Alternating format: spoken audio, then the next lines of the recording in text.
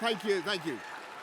It is clearly now the will of the Parliamentary Conservative Party that there should be a new leader of that party and therefore a new Prime Minister. And I've agreed with Sir Graham Brady, the chairman of our backbench MPs, that the process of choosing that new leader should begin now. And the timetable will be announced next week. And I've today appointed a cabinet to serve, as I will, until a new leader is in place. So I want to say to the millions of people who voted for us in 2019, many of them voting Conservative for the first time, thank you for that incredible mandate, the biggest Conservative majority since 1987, the biggest share of the vote since 1979. And the reason I have fought so hard in the last few days to continue to deliver that mandate in person was not just because I wanted to do so, but because I felt it was my job, my duty, my obligation to you to continue to do what we promised in 2019.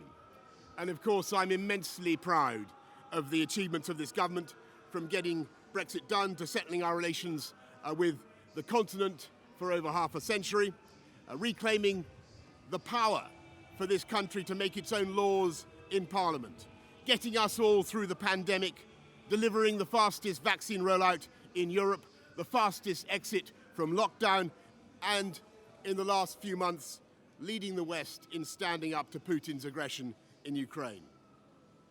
And let me say now to the people of Ukraine that I know that we in the UK will continue to back your fight for freedom for as long as it takes. And at the same time, in this country, we've been pushing forward a vast program of investment in infrastructure and skills and technology, the biggest in a century, because if I have one insight into human beings, it is that genius and talent and enthusiasm and imagination are evenly distributed throughout the population, but opportunity is not. And that's why we must keep levelling up, keep unleashing the potential of every part of the United Kingdom. And if we can do that in this country, we will be the most prosperous in Europe.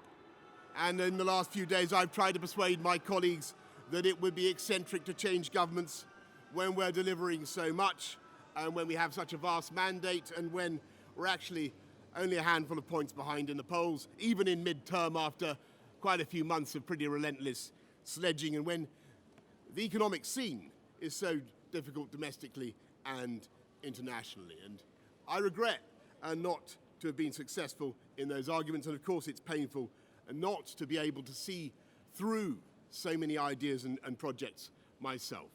But as we've seen at Westminster, the herd instinct is powerful. When the herd moves, it moves.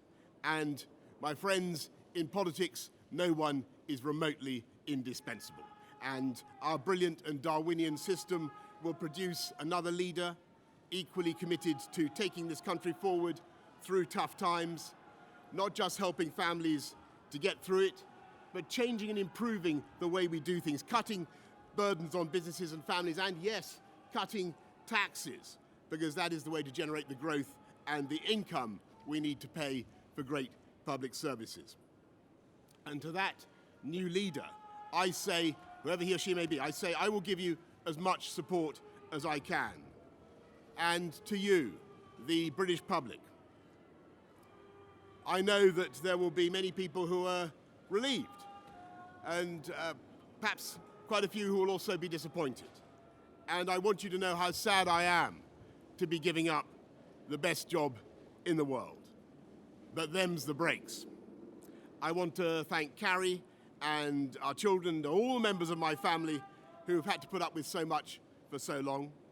I want to thank the peerless British civil service for all the help and support that you have given our police, our emergency services, and of course our fantastic NHS, who at critical moment helped to extend my own period in office, as well as our armed services and our agencies that are so admired around the world, and our indefatigable Conservative Party members and supporters, whose selfless campaigning makes our democracy possible.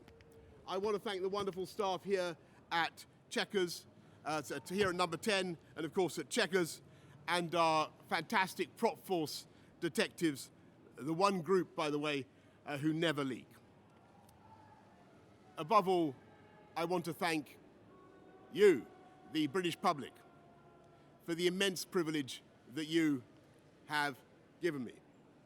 And I want you to know that from now on until the new Prime Minister is in place, your interests will be served and the government of the country will be carried on. Being Prime Minister is an education in itself. I've travelled to every part of the United Kingdom, and in addition to the beauty of our natural world, I found so many people possessed of such boundless British originality and so willing to tackle old problems in new ways that I know that even if things can sometimes seem dark now, our future together is golden. Thank you all very much. Thank you.